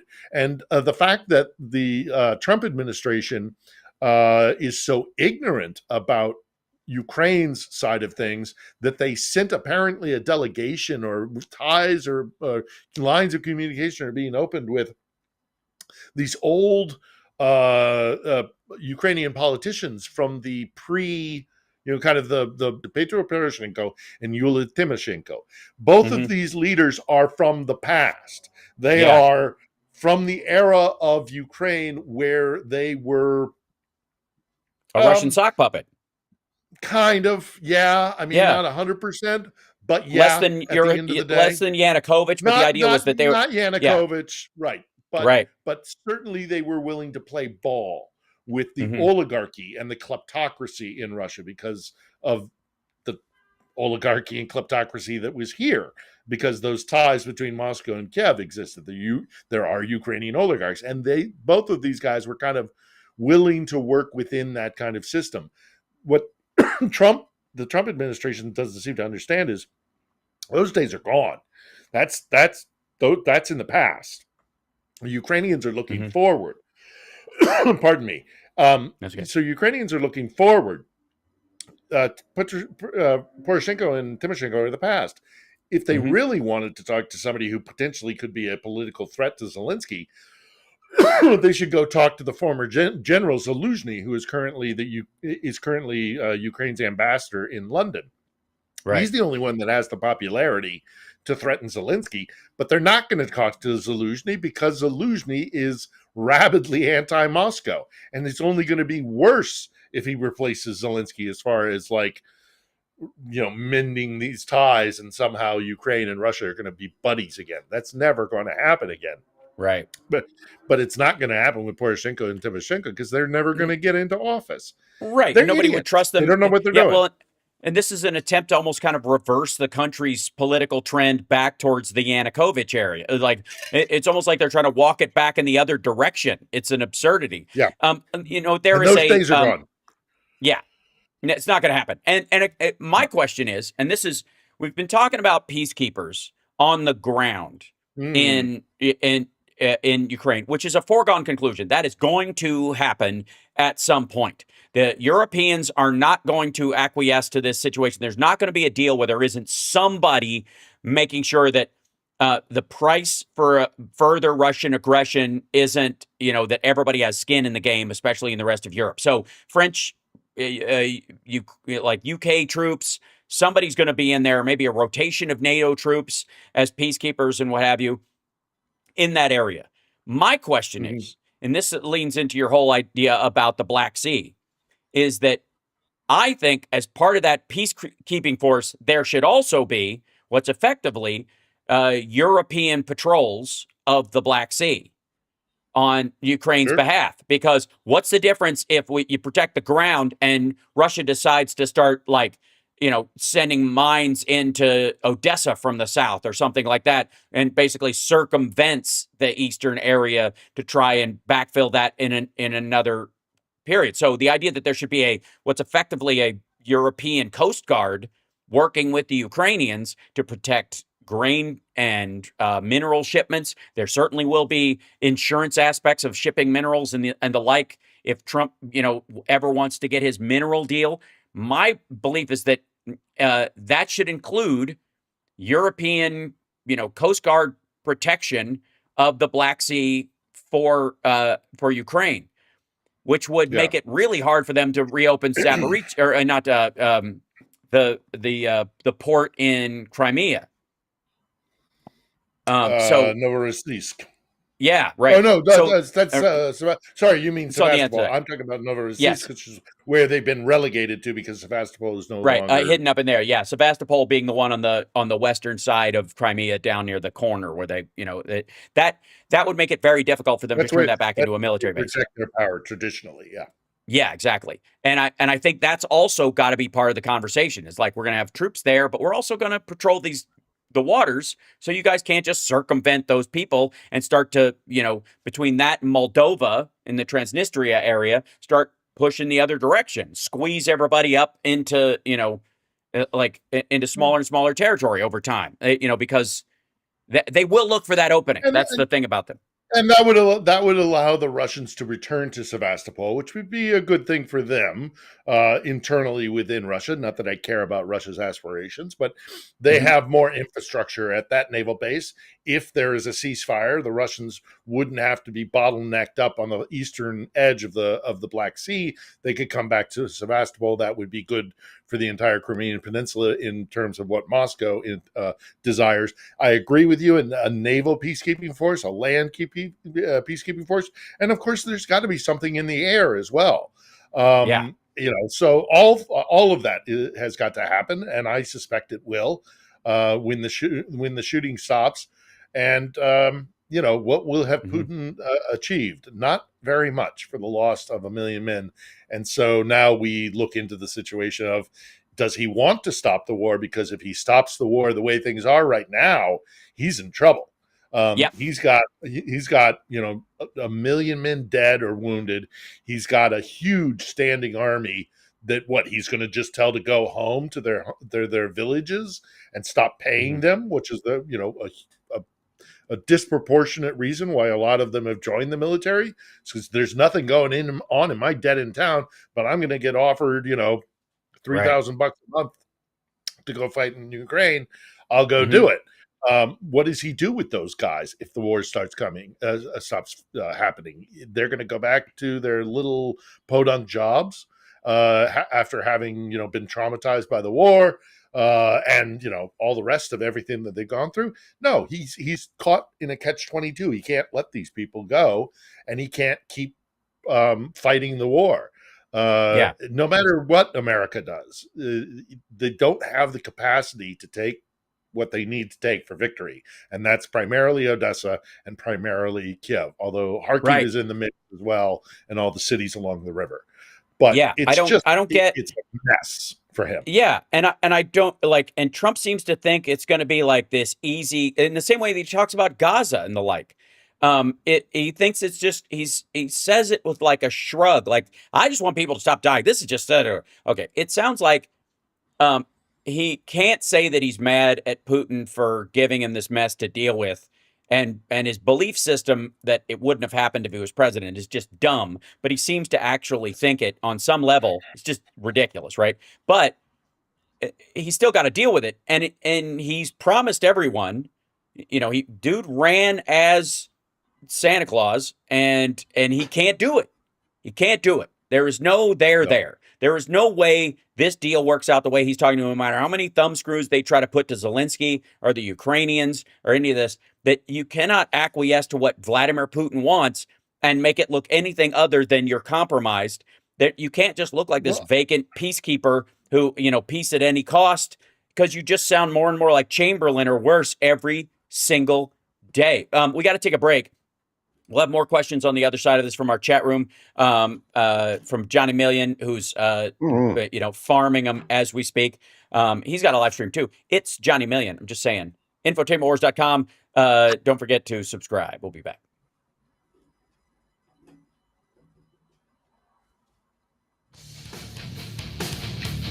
Welcome back to the house. Nope. That's us coming and going. Did you hear, Phil, have you been following any of the stuff in Sudan lately? No, really. I mean, like, nobody is, and it drives me crazy, but a UN helicopter came under fire when they were trying to evacuate, I think, the leader of one of the groups, the general who's the leader of one of the, the major forces, because there's all these other ones, and something like 27 soldiers died, including this general. And a UN helicopter pilot was injured, and another UN soldier, like peacekeeper, was injured in this process as they were trying to life flight some wounded soldiers out of the area. Like I keep, I look at this, first of all, under the guise of like, Putin and his crowd are trying to ignite fires everywhere. They are paying like this white army, which they're black people. Don't think that they're somehow a group of white guys, but they're like they call themselves the white army, that are again partially funded by and armed by the Wagner Group and Iran, and that's where they get their stuff from. They're the ones who opened fire on this UN helicopter.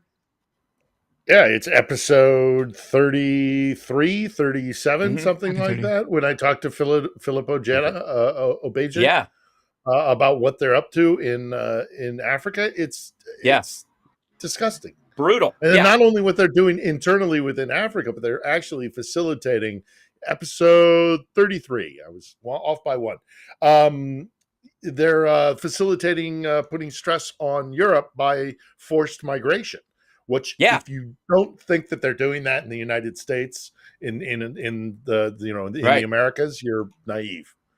Well, and part of it is, it could be enough to just have Putin go, we'll turn back on the tap of migrants headed You away. are happy. Let us be happy together. Whether the weather is cloudy or sunny, I will always be your funny honey bunny. I am lucky. You are lucky. Let us get lucky together. Whether the weather is cloudy or breezy, I'll be there to say, hey, come on, let's take it easy. Because isn't it nice to have the friends that you do? And isn't it nice that the sky is so blue? And isn't it nice to say I love you? Chugga chugga choo choo. Woo woo.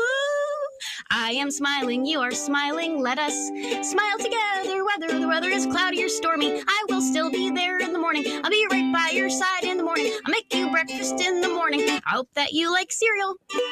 Yay! Hooray! That's You gotta that's remember Matt to the bring a Rat. puppet. Yeah, that was next time, Johnny Million, you're lagging behind on that. That's Matt the Rat. He's the MAGA rat that we have on the show now. He's becoming a semi-regular. It's a good time. I like him. Well, yeah, he's good. So one of the thoughts that I have, and then we'll get back to the questions real quick because I don't want to take up too much of this, but what could Vladimir Putin have on Trump? Okay, after his little run with his meme coin and the money he's been able to make by being president in short order just between the election and swearing in, would cover largely whatever loans Russia had given him. Now, there could be some fealty to the people who brought it to you, or maybe just the genuine threat that will release all the information on it and you'll finally get your comeuppance and blah, blah, but I feel like he could hide from that or thinks he could. So the question really is, what leverage does Russia have? And when we're talking a little bit about this weaponized migration thing that Russia does, that all during the Biden administration, and leading up to Trump wanting his wall built and trying to get his funding, there were these caravans and promises of caravans and threats and warnings and signs and wonders of caravans and all these people. And then all during Biden, there was this rush of people, again, funded by, in some cases, by the African people that Trump talked about, the people from Congo jails, come through Venezuela, which was the Wagner Group literally buying plane tickets and sending people through there. And then they come up and they've got Venezuelan passports because they made a deal. And Trump's last act when he was in office, the last day in 2021 when he left office, was to do a delayed enforcement on Venezuelan illegal immigrants for 18 months into the Biden administration for a year and a half, wherein they would go to the end of the line in an already unfunded legal system to get them deported, possibly. He knew this. So could the leverage that I guess Moscow has, that Putin has over Trump, be as simple as, I will turn on the spigot of immigration again. I turned it off for you once you got in. We made it look like you're a super winner and it's working, but we can turn it on again just as easily. Yeah, and I can have thousands of people. We can use it against. We used it against Biden for your benefit, but know very well that if we wanted to, we could use it against you too. Right. I mean, this story of how Russia has weaponized migration is one of the really most important underreported stories, I think, going on right now. There's a town I know that and I was just looking for it, I couldn't find it, but there's a specific town in Venezuela that they do this. I'm speaking with Philip Obeji in Africa. There's this town in the Sahel, the thing that runs across. There's this band of geography that runs between North Africa and Sub-Saharan Africa, the Sahel. And there's a town in, I believe it's, I'm gapping on where it is. I think it's Mali or Central African Republic, where they all gather together. And then they are facilitated by Russians to transport them to a place where they can get on boats to get across the Mediterranean and put stress on European nations so that they get reactionary right, support that swells the reactionary right. The exact same thing is happening in Venezuela. They're not very imaginative people, these guys. When they figure out a tactic that works, they use it over and over again. And I think you're right. I think there is absolutely the possibility that, there's kind of been an implied threat to Trump that, we used it against Putin to your benefit, Biden to your benefit, but you got to know we could do it to you too. So, yeah, I think that's in the mix as well. But there's tons of things that they might have on him that we don't know about. But I mean, they definitely have something. He is compromised, even only if it's Right. just in his own thought processes that they have infiltrated into his brain about what is Ukraine, who's winning, who's losing, the impenetrable, mighty Russian state, and the greatness of Putin. Even if it's just in the terms of that, he's compromised. I don't want a president who's got that Moscow mind virus in his brain. So there's all of that. And then what have I been saying, Hal, all throughout this war? We cannot stop the Ukrainians from fighting if they want to continue fighting, because an unjust peace is only going to provoke more down the road, and the Ukrainians know that. We're not going to be able to stop them fighting.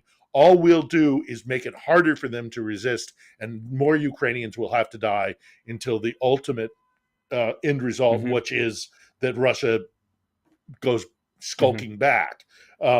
Again, they don't have the capacity to do what they need to do. So those are the only alternatives they have. And now we find the situation as it is.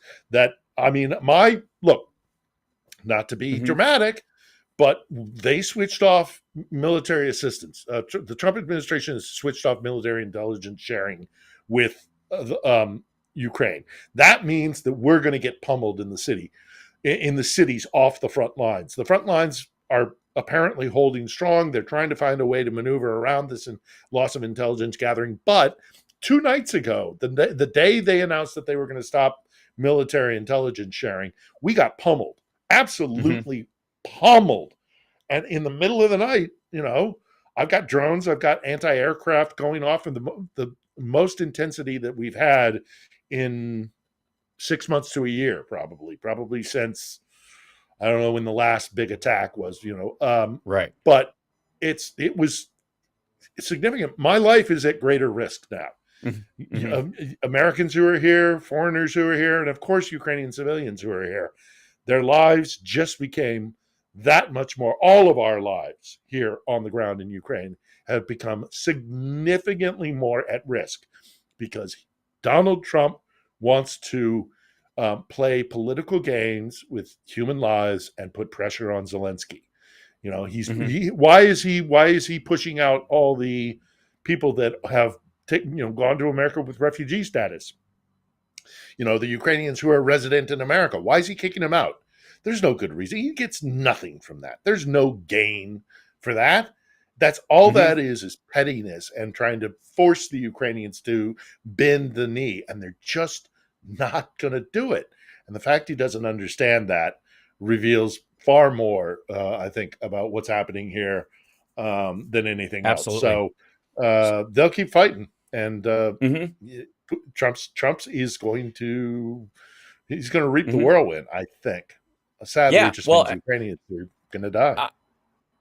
In the middle of this, though, again, there is no the illusion of of an easy solution seems to be guiding Trump more than anything else, and this is just his soft-brained attitude towards a lot of things. He is so convinced that the reason things haven't been solved up until he showed up is because everybody's dumb and because they don't know what they're talking about, or they're losers or whatever. Like, this is the story he's told everybody, so much so that he has to believe it himself.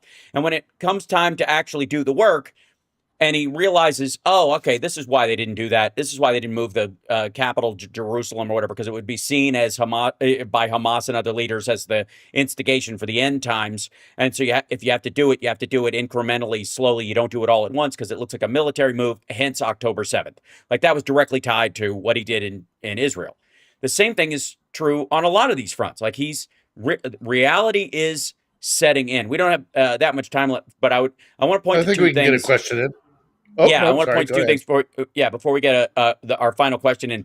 Is there was a big fight that broke out apparently between Musk and Marco Rubio over basically who gets to pee in what corner and who's in charge of what in these situations, and that's not going to change as Musk tries to sidecar drive over Trump during these things. Trump is effectively going to increasingly become a kind of referee amongst the people that he has turned against each other. And he is not a reality show producer. He's the host. Usually, he's not the guy who instigates and carries out this stuff on the shows he's been on. So he has no idea how to settle these scores for real. He doesn't know who gets the rose. So he's just, he's going to screw it up. Let's grab another question because we only got a couple minutes left, and I want to get Okay, one this more is from Big Dog MC. Will NATO and EU provide intelligence to Ukraine in the absence of the U.S.? There's a very strong possibility that they will. The Five Eyes guys, although apparently Trump is putting pressure on Keir Starmer in Britain, but Canada is a Five Eyes nation. New Zealand, Australia. I mean, I would not be terribly surprised if alternative routes for the intelligence to get to Kiev are found. Okay. So. You could argue that some of his complaints about Canada, oddly, that involve his complaints with Mexico, which are totally different issues, have to do with the fact that Ukraine is part of NATO, or that Canada's part of NATO, and he's trying to pressure everybody that way, and he can't have the same kind of pressure he has with Europe as with them. So let's see, we're at the last minute, so we don't necessarily have time. By the way, the Europe is, according to news reports, quote, scrambling to make up the gap in intel. I have no doubt that they will be able to do it. They have the access to the same satellites, and again, some of the tech that we use was invented in France and Germany, in the UK and the like. We share a lot of that stuff with them, and we don't deny them the ability to use it and pass that information on to other NATO countries. So if they chose to share it with an allied country, they could. So anyways, we'll see you guys next week. Thanks so much, Philip Bittner and Johnny Million, and to our chat and everybody, CSL, and to Andrea and all of our mods. We'll see you next time. Take care of yourselves and take care of somebody else. Bye.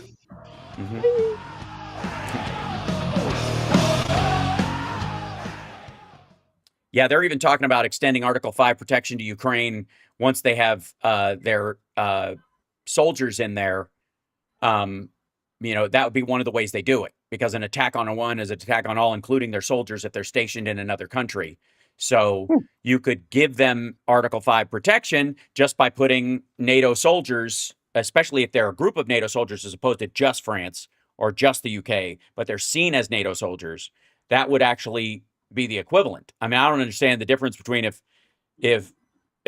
like in an Article 5 attack on land, like if they attacked France or whatever, versus killing a French soldier that was working in exercises with the Finnish or the Norwegians, right? What's the difference? That, if they shot him across the thing, that would be an attack on all. If they killed a NATO soldier in another country, why not Ukraine? It's like, an attack on UN soldiers would be an attack on the UN in theory. So, we shall see, but it seems like it would work, and certainly under, you could make that argument. You could use that at least. They're not going to abandon Ukraine. They can't. No. They can't abandon Ukraine because they will be next.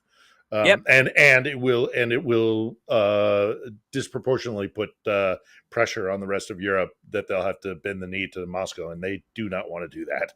They like their sovereignty, the Germans, the French, and the Brits. So weird. Putin made a really stupid move. Absolutely. Right, well, thanks, guys, so much. Absolutely. Have a great one. We'll see you later. Yep. Check out the show this week. It's a good one. Will do. Right. Okay. See you later, Johnny Million. Cheers, everybody. Yep. You too. Off you go. Good people, all of them. Look at this. Hold on. Why is this? Oh, I know what I got to do. Mask edges. Let's do this. Yeah, that'll do it. Okay.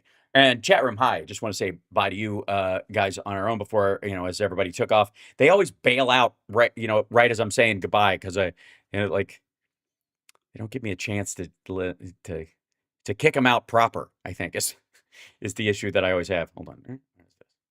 Get in here, you silly thing. There we go. I don't know why I shouldn't be this small. Whee! Ta-da. Okay, that's better. So anyways, thanks guys for being here. Appreciate the support. Appreciate the show. I don't know why I'm not, well, I do know why. I'm not seeing the comments and reactions. I have to fix that. So if I pop back on for a split second after the show's over today, it's not another show right away. It's an issue with the software so that I can make this up. So if you're like, oh, hey, no. Okay. But you can always jump in and say hello and I won't mind. it's not an issue. I may not, but just it's not important. I just there's so many moving parts. How, in the name of Zeus's butthole, did you get out of your cell? I don't know. But I will see you guys later. Take care of yourselves. Enjoy Boston Brian tomorrow as well. And check out Phil's show, if you will. Subscribe to Johnny Million. I'm so good at selling other people that I don't sell myself. So like, subscribe, patreon.com/HalSparks, all that stuff. Also the Substack, HalSparks.substack.com, which is the HalSparks Substack Megaworldwide. I suck at branding, but I'm fantastic at being legendary.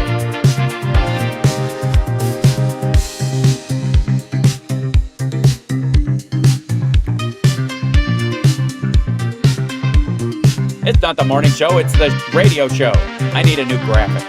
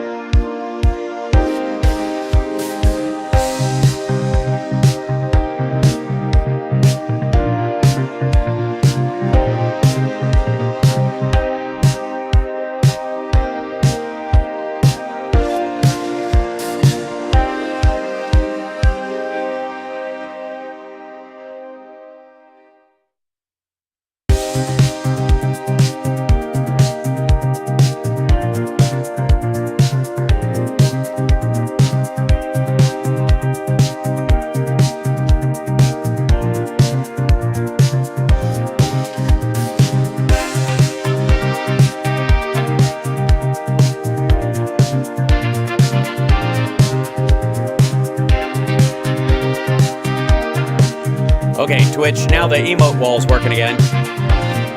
Bit by bit.